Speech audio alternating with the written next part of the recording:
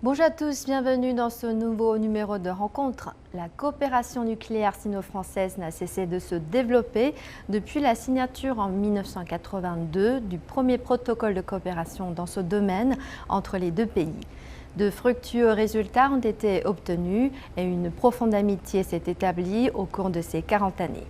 Aujourd'hui, pour discuter du développement de la coopération nucléaire sino-française, de ses succès et de son avenir, j'ai le plaisir de recevoir M. Hervé Macheneau, président de Rongma Consulting Service et ancien directeur exécutif et directeur de la branche Asie-Pacifique du groupe EDF, et M. Ding Yifan, chercheur à l'Institut Taihe. Bienvenue à tous les deux. Pour commencer, je voudrais inviter M. Ding à nous présenter brièvement les grandes étapes de la coopération nucléaire entre la Chine et la France au cours de ces 40 dernières années. En fait, au cours de ces 40 dernières années, il faut reconnaître que les relations de la Chine et de la France datent un peu plus anciennes, des années 60. Mais au début des années 70, il y a déjà des coopérations technologiques industrielles entre la Chine et la France. La Chine avait importé des équipements de production industrielle de France. À l'époque, c'était encore sous la présidence de Georges Pompidou. Puis, après la réforme et l'ouverture de la Chine, à la fin des années 1970, au début des années 80, c'est la coopération nucléaire entre la France et la Chine, la coopération de technologie nucléaire civile entre la Chine et la France est un symbole très important de renforcement de la coopération technologique entre la France, un pays occidental, et la Chine, parce qu'à l'époque, il ne faut pas oublier que la Chine était encore considérée par bien des pays occidentaux comme un pays révolutionnaire. Donc les pays occidentaux n'osaient pas trop mettre pied sur le sol chinois, alors que la France, ou l'entreprise française, faisait partie des aventuriers qui sont venus en Chine et qui ont investi en Chine, qui ont créé des liens de coopération avec des entreprises chinoises pour développer la technologie nucléaire civile. Et c'est un signal de confiance. En fait, c'était vraiment un signal de confiance au début des années 80 entre la France et la Chine. Depuis, la coopération technologique a continué et donc EDF a fait construire des tranches de générateurs nucléaires en Chine, d'abord dans le Guangdong, à plusieurs endroits dans le Guangdong, et puis EDF a aussi participé à beaucoup de projets de développement de l'énergie, non seulement nucléaire, mais aussi renouvelable, de l'énergie renouvelable en Chine, dans bien des régions de Chine. Monsieur Macheneau, vous avez été le directeur technique de la construction de la centrale nucléaire de Dayapei en Chine. Cette construction a été le point de départ de la coopération nucléaire entre la Chine et la France. En fait, à l'époque, qu'est-ce qui a poussé les deux pays à entamer une coopération dans ce domaine? Est-ce que c'est ce que Monsieur Ding a dévoilé? Je pense que oui, il y a un côté, il y a la poursuite de la reconnaissance de la Chine par le général de Gaulle 20 ans avant ou 15 ans avant, qui a créé un lien déjà assez étroit entre la France et la Chine sur le plan, je dirais, de la politique. La deuxième chose, c'est que le développement du nucléaire en France dans les années 80 est absolument exemplaire. Et je pense que la Chine, dans son choix, d'abord, effectivement, je pense qu'il y a aussi des éléments politiques qui ont joué, mais le choix technique, c'est que effectivement, la France avait une organisation industrielle qui a été reconnue par la Chine comme étant un modèle à suivre. Et donc, je pense que c'est ça qui a poussé la Chine à s'adresser à la France et à EDF en particulier comme architecte ensemblier de la centrale de Daya-Bay, et la France, je dirais, n'avait pas de raison de ne pas accepter d'être le porteur de la technologie française, de la technologie et de l'organisation industrielle française dans un grand pays comme la Chine, tellement prometteur. Alors, qu'est-ce qui vous a le plus marqué quand vous étiez à la tête de ce projet? Ça mériterait un livre, mais pour dire les choses, d'abord, moi je connaissais assez bien l'Afrique, un peu l'Amérique, pas du tout l'Asie. Et ma très grande surprise en arrivant en Chine a été la nature des relations entre les personnes. Et donc bien sûr à l'époque il y avait une forme d'idéologie, de méfiance vis-à-vis des pays communistes, la guerre du Vietnam, tout un historique qui créait une forme d'incompréhension potentielle et de méfiance.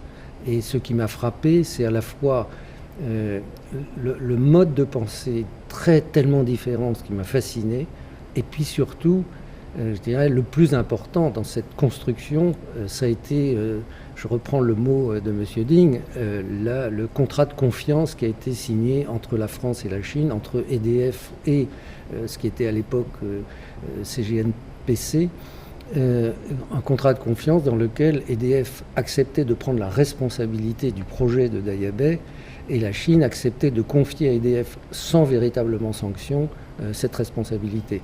Et c'est le début d'un contrat de confiance qui a duré pendant des décennies. Aujourd'hui, l'utilisation du nucléaire est en constante expansion en Chine. Monsieur Ting, quels sont les avantages de cette énergie?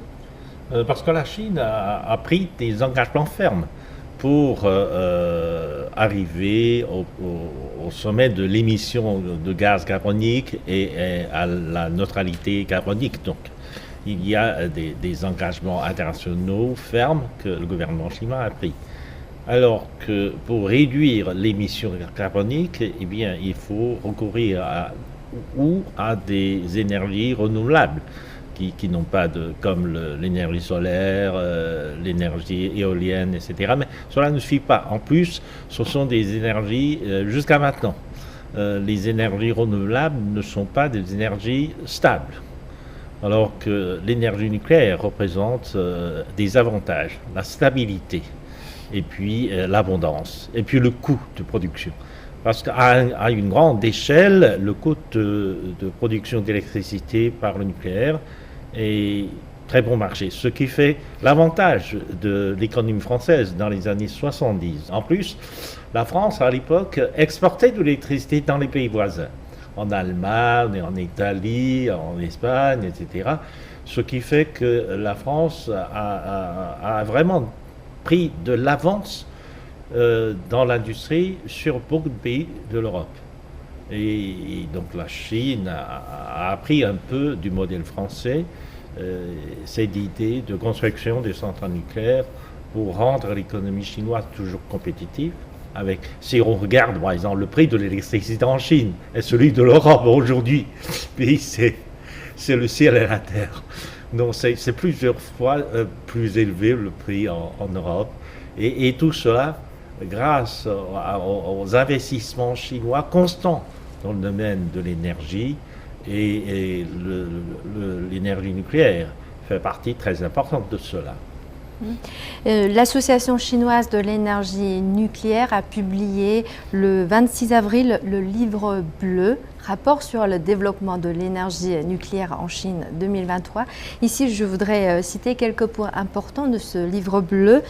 Selon le rapport, la Chine compte actuellement 24 centrales nucléaires en construction, le plus grand nombre au monde. Et l'ingénierie chinoise a la capacité de construire plus de 40 centrales en même temps. Et la mise en service des réacteurs Hualong 1 marque un saut vers la technologie indépendante de troisième génération.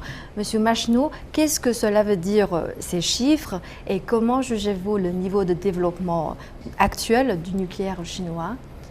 Alors, je pense que le rapport du livre bleu est modeste quant aux perspectives du nucléaire chinois. Je pense qu'après une période où on a arrêté de construire des réacteurs dits de génération 2, la Chine a lancé les études avait déjà lancé, mais a poursuivi les études d'un réacteur de génération 3 qui s'appelle Hualong et qui est construit aujourd'hui avec succès dans plusieurs endroits. Et donc la Chine est en train et donc de relancer un très grand programme nucléaire. Il y en a aujourd'hui 24 en construction. Moi, je pense que, en 2009-2010, la Chine mettait en construction 10 réacteurs par an. Déjà à l'époque. Elle s'est arrêtée après Fukushima, elle reprend maintenant, et moi je pense que la Chine a les moyens industriels de construire peut-être 15 ou 20 réacteurs par an. Mais qu'est-ce que ça veut dire ? Ça veut dire que quand on construit, mettons seulement 15 réacteurs par an, le coût de construction va être réduit considérablement. C'est ce qui s'est passé pour les usines de centrales à charbon en Chine. Le coût de l'usine, comme on en construit 2 par semaine en Chine, c'est 5 fois moins cher que la même usine qu'on essaye de construire en Europe. Parce qu'on en construit 1 tous les 5 ans en Europe et 2 par semaine en Chine.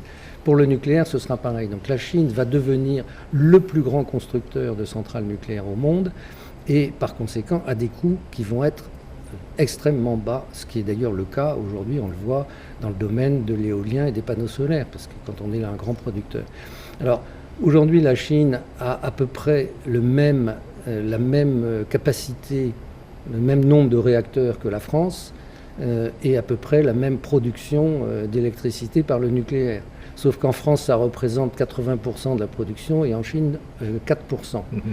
Ce livre bleu indique également que les domaines utilisant le nucléaire sont en constante expansion en Chine, tels que le domaine du chauffage, de la médecine, de l'industrie et de la sécurité. Monsieur Ding, comment voyez-vous les perspectives de développement du nucléaire dans ces domaines ? Oh, le nucléaire a un grand avenir, mais il n'y a pas que l'énergie. On utilise la technologie nucléaire pour beaucoup de choses, la santé, etc. Je pense qu'on a beaucoup de choses à faire. Même en ce qui concerne ce qu'on appelle la 3e génération de centrales nucléaires, et en fait, il y a plusieurs pistes déjà. Il y a plusieurs pistes. À Lanzhou, par exemple, au nord-ouest de Chine, là, la source d'eau est très précieuse. On a développé une génération de centrales nucléaires de test, donc un essai, ce qu'on appelle le générateur de sel fondu. Donc, le refroidissement de ce centrale nucléaire n'est pas basé sur l'eau. C'est sur le sel fondu qui apportera la chaleur de ce centrale nucléaire. Et le matériel utilisé pour générer de l'électricité, c'est thorium. Ce n'est plus l'uranium, c'est thorium.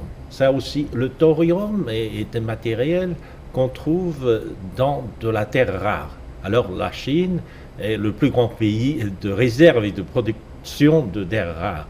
Donc, mais dans le passé, le thorium était jeté comme un produit dérivé de la terre rare. Mais maintenant, on peut récupérer le thorium de la terre rare et en faire une matière de génération de l'électricité par le centrale nucléaire. Tout cela fait que la Chine développe la technologie nucléaire dans tous les domaines et dans tous les sens, en fait, dans tous les sens. Et vous ? Quels sont, Je pense qu'effectivement, M. Ding a raison. Il y a des nouvelles technologies, en particulier donc ce qu'on appelle les SMR, Small Modular Reactor, qui sont des réacteurs avec des technologies un peu différentes, utilisant des sels fondus, etc. Et ces réacteurs sont à la fois beaucoup plus compacts, beaucoup plus petits, et avec une sécurité intrinsèque beaucoup plus grande, et donc peuvent être utilisés sur des sites industriels pour le chauffage des villes et pour effectivement chauffer de l'eau pour produire de l'eau ou dessaler ou dessaliniser la mer, etc. Donc il y a des perspectives considérables. Aujourd'hui, les SMR sont encore au stade de la recherche et développement, en tout cas des essais. C'est la Chine qui est le plus avancée dans ce domaine, mais il y a évidemment une perspective considérable de développement pour le nucléaire de petite dimension et répartie. Une déclaration conjointe entre la Chine et la France a été publiée le 7 avril à l'issue de la visite officielle du président français Emmanuel Macron en Chine. Et dans cette déclaration, il est indiqué, je cite, « Dans leur volonté commune d'une transition vers un système énergétique décarboné, la France et la Chine développent une coopération pragmatique dans le domaine du nucléaire civil dans le cadre de l'accord de coopération pour les utilisations pacifiques de l'énergie nucléaire entre les deux gouvernements. » La Chine s'est engagée à atteindre la neutralité carbone d'ici 60 et la France la neutralité climatique d'ici 2050. Monsieur Ding, comment jugez-vous les efforts fournis par les deux pays pour atteindre ces objectifs? Je pense que oui, c'est un engagement ferme pris par les deux gouvernements d'atteindre à la neutralité carbone. Je pense que de ce point de vue, le nucléaire joue un rôle très important pour la France, de même que pour la Chine. Je pense que dans l'avenir, le nucléaire jouera un rôle plus important dans la panoplie de l'énergie chinoise. C'est-à-dire il y aura plus d'électricité nucléaire dans la composition de l'énergie chinoise, parce que ça peut fournir de l'électricité stable, bon marché et fiable. Et de ce point de vue, je pense qu'il y a encore des champs de coopération très larges entre la France et la Chine, parce que la France est l'un des pays européens rares, l'un des rares pays européens qui a encore une ambition de développement de l'énergie nucléaire. Et les autres pays sont succombés dans le radicalisme un peu révolutionnaire contre le nucléaire, etc. Et de ce point de vue, je pense qu'encore il y a des champs très larges de coopération dans ce domaine. Seulement, il y a un peu de changement, parce que dans le passé, la Chine importait de l'énergie de France. Donc la coopération était dans un sens. Le transfert de l'énergie de la France vers la Chine, et dans l'avenir, il y aura une coopération à deux sens. C'est de véritables échanges, parce que la Chine est en train de s'aventurer sur des voies que la France n'avait pas connues. Et là, on peut échanger des expériences de développement dans tous les domaines. Et ce sera un échange, une coopération très équilibrée. Monsieur Macheneau, vous partagez les mêmes points de vue? Oui, je pense que c'est dans cet esprit de la coopération entre la Chine et la France, je pense qu'un énorme pas a été franchi avec la visite du président de la République française, Emmanuel Macron, parce qu'il a effectivement relancé la coopération dans le domaine nucléaire, mais il a surtout relancé ce qui est dans la lignée du message du général de Gaulle, c'est-à-dire une France qui porte elle-même sa propre souveraineté et qui n'est pas contrainte à choisir un camp plutôt qu'un autre, et avoir une position libre et autonome dans le contexte politique international. Et je pense que cela répond à une attente profonde de la Chine vis-à-vis de la France. Et donc je me réjouis beaucoup du résultat de ce voyage. Et il est également mentionné dans la déclaration conjointe que la Chine et la France travailleront de concert pour une transition énergétique plus juste dans les pays en développement à travers des partenariats de transition énergétique juste et d'autres outils. Monsieur Macheneau, comment comprenez-vous le concept de transition énergétique plus juste? Je ne sais pas exactement ce qui a voulu être dit par là. Ce que je crois, c'est qu'aujourd'hui, ce que l'on propose aux pays en développement n'est pas juste.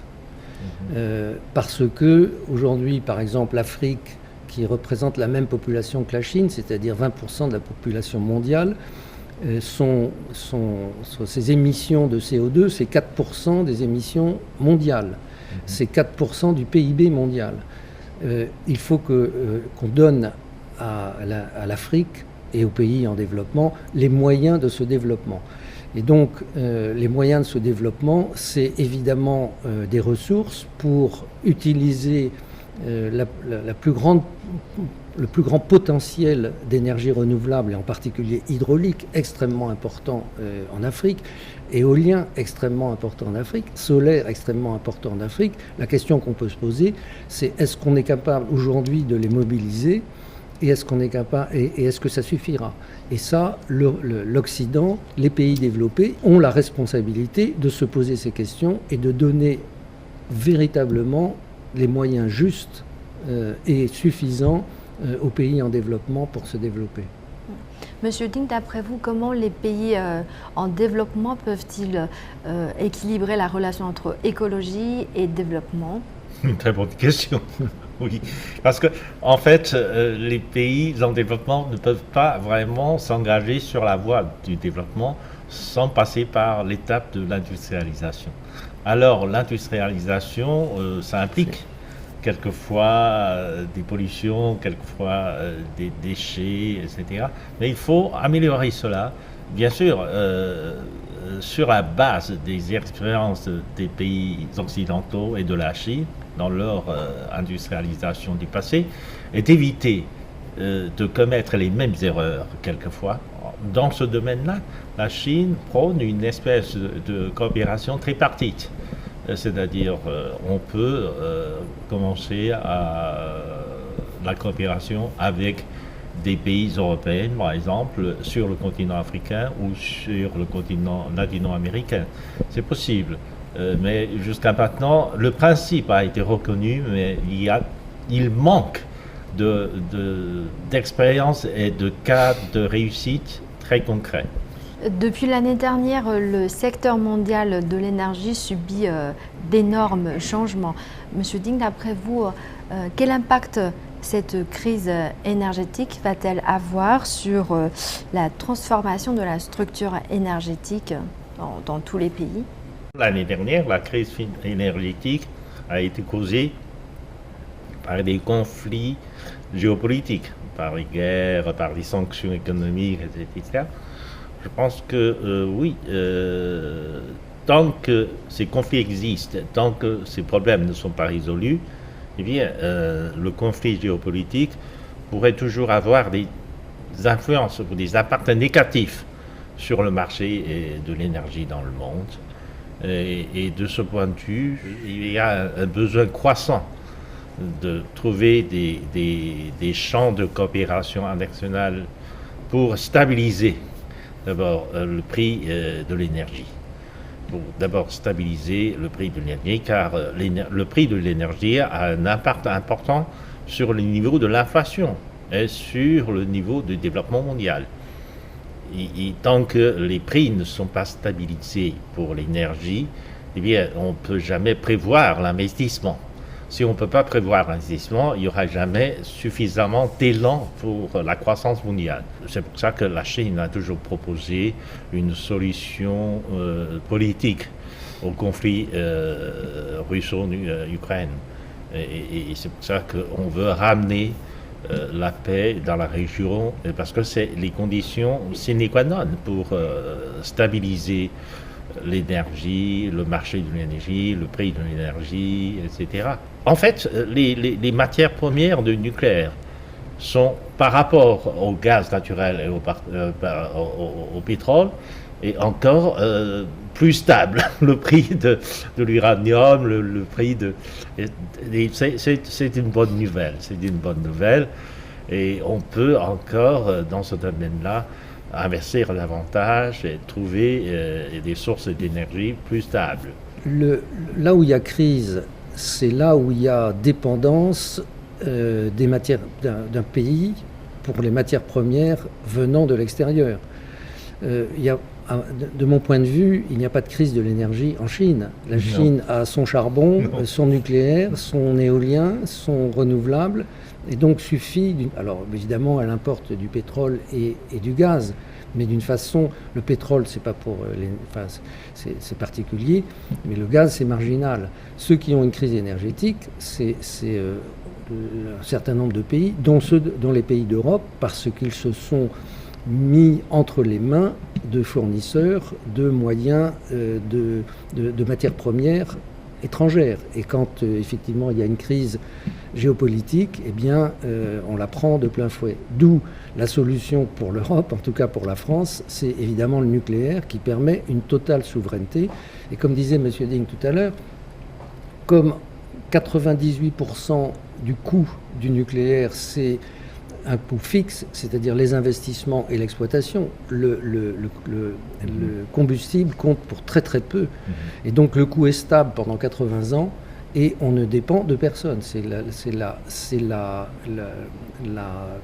l'énergie la plus souveraine parce que de l'uranium, il y en a partout dans le monde et il est facile à acquérir. Et donc effectivement, cette crise de l'énergie, elle frappe les pays qui se sont mis entre les mains de sources d'approvisionnement en matières premières étrangères. C'est la raison pour laquelle, dans les années 70, la France a lancé ce programme nucléaire à cause de la crise du pétrole des années 70. Et donc on se retrouve dans la même situation et par conséquent, les mêmes causes produisant les mêmes effets, il est urgent de relancer le programme nucléaire. Après les accidents de Tchernobyl et Fukushima, on s'interroge beaucoup sur la sûreté du nucléaire. Monsieur Macheneau, existe-t-il des projets entre la Chine et la France, projets de coopération liés à ces sujets? La sûreté, c'est le résultat des mesures qui sont prises pour assurer la sûreté. L'organisation industrielle dont je parlais, qui est fondée sur le retour d'expérience, la connaissance d'exploitation et le retour d'expérience d'exploitation, c'est ce qui est de nature à assurer la plus grande sûreté. En France, on a le parc nucléaire commun, enfin un parc nucléaire unifié, standardisé, le plus grand du monde. Et on n'a jamais eu d'incident significatif qui puisse être considéré comme grave. Pourquoi ? Parce que le processus d'amélioration de la sûreté en France, comme dans toutes les autres industries, mais l'amélioration de la sûreté est un processus d'amélioration permanente. Les réacteurs français sont mis à un niveau de sûreté croissant à chaque visite décennale tous les 10 ans. Et donc, cette expérience-là, c'est celle-là qu'on peut partager avec la Chine. Elle est très importante. Nous, on a un parc de réacteurs dont les plus anciens ont 40 ans. La Chine, le parc est beaucoup plus récent, il est presque tout neuf. Elle va avoir besoin, et ça va avoir une grande valeur, ce retour d'expérience de l'exploitation pour améliorer la sûreté. Par ailleurs, on travaille ensemble sur des échanges de pièces détachées, sur des traitements de crise quand il y a un problème qui apparaît, et des échanges entre les autorités de sûreté. D'après vous, quelles nouvelles opportunités la modernisation chinoise, le développement à haute qualité de la Chine peuvent-ils apporter dans le secteur d'énergie verte ? Moi j'étais à l'exposition de CEINPI, qui est une grande exposition nucléaire organisée par la China National Nuclear Energy Association. Et j'ai été fasciné par les progrès qui sont faits en termes de gestion de projet, en termes techniques. Et donc, je pense qu'effectivement, la coopération dans le sens Chine vers France, elle est considérable. Et, encore une fois, dans le sens France vers Chine, eh bien, c'est la capacité à partager le retour d'expérience. Alors, dans les énergies vertes, je dirais, le champ aussi est très vaste, mais c'est beaucoup plus, je pense, des expériences locales dans le domaine de la biodiversité, dans le domaine de la gestion intelligente des villes, dans la gestion intelligente des petits réseaux, que des échanges peuvent être aussi très enrichissants pour les deux pays. Je vous remercie Monsieur Macheneau et Monsieur Ding d'avoir participé à cette émission et d'avoir livré vos analyses. Merci de votre accueil. Voilà, c'est la fin de cette émission Rencontre. Merci de nous avoir suivis. À la prochaine.